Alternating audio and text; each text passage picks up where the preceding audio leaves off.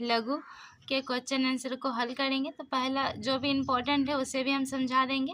तो पहला देखिए, जीवों के लिए पोषण क्यों अनिवार्य है। तो हम लिखेंगे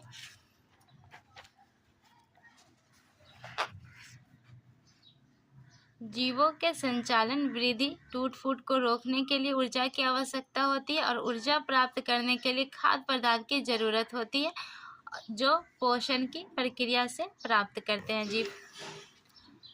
पोषण की परिभाषा लिखे, इम्पोर्टेंट है। तो पोषण की परिभाषा लिख देते हैं, वो विधि जिससे जीव पोषक तत्वों को ग्रहण कर उसका उपयोग करते हैं पोषण कहलाता है। फिर पोषण की विधियाँ भी लिख देते हैं। तो पोषण दो विधियाँ प्रमुख रूप से, एक है स्वपोषण, परपोषण। फिर स्वपोषण में किन किन परिस्थितियों का होना आवश्यक है। तो देखिए, क्लोरोफिल होना चाहिए, CO2 जल, सूर्य का प्रकाश, और इसके फलस्वरूप क्या बनते हैं। तो स्टार्च, जल, ऑक्सीजन उपयुक्त रूप से बनता है। फिर परपोषण से क्या समझते हैं।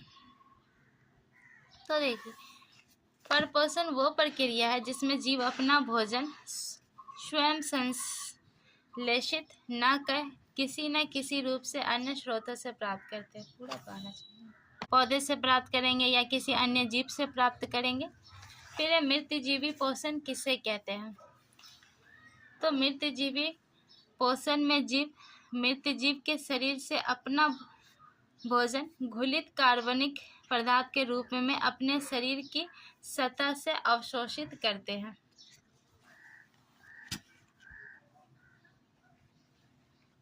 फिर है हमारा परजीवी पोषण क्या है। तो लिख देंगे हम,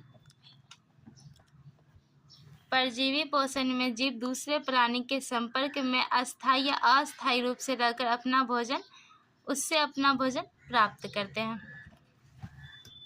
फिर प्राणी संपोषण जीव किसे कहते हैं।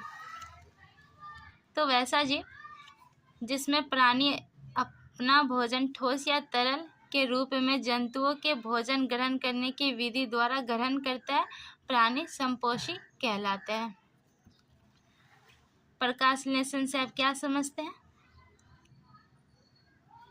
तो देखिए, वो प्रक्रिया जिस प्रक्रिया के द्वारा पौधे अपना भोजन तैयार करते हैं उस मूलभूत प्रक्रिया को प्रकाश संश्लेषण कहते हैं। पत्तियों के प्रकाश संश्लेषी अंग क्यों कहा जाता है। तो पत्तियों को प्रकाश संश्लेषी अंग क्यों कहा जाता है। तो क्लोरोप्लास्ट में क्लोरोफिल वर्णक पाए जाते हैं। चूँकि ये अधिकांश पौधों की पत्तियों में पाए जाते हैं, इसलिए पत्तियों को प्रकाश संश्लेषण अंग कहते हैं। ये है, मनुष्य के मुख गुहा में कितनी जोड़ी लार ग्रंथि पाई जाती है और उसका नाम भी लिखना है। तो देखिए, 3 जोड़ा पाई जाती है, पेरोडिक ग्रंथि, सबमेंडिबुलर ग्रंथि लार ग्रंथि और सबलिंगुअल लार ग्रंथि। यहाँ एक क्वेश्चन है हमारा, भोजन के पाचन से आप क्या समझते हैं। तो वो प्रक्रिया जिसमें एंजाइमों की सहायता से जटिल भोज्य पदार्थ को सरल अणुओं में अपघटित किया जाता है जिससे ये अवशोषित होकर हमारी कोशिकाओं में प्रवेश कर सके। मनुष्य के आमाशय कितने भागों में बटा होता है, उनके नाम लिखें। तो ये 4 भागों में बटा है, कार्डियक, पाइलोरिक, पुंडिक, जठर ग्रंथि। मनुष्य की छोटी आंत की लंबाई कितनी होती है और छोटी आंत के 3 भागों के नाम भी लिखने हैं। तो देखिए, 3 भाग है, ग्रहणी, जेजनम और इलियम, और इनकी लंबाई होती है 5.5 मीटर, 18 फीट लंबी होती है।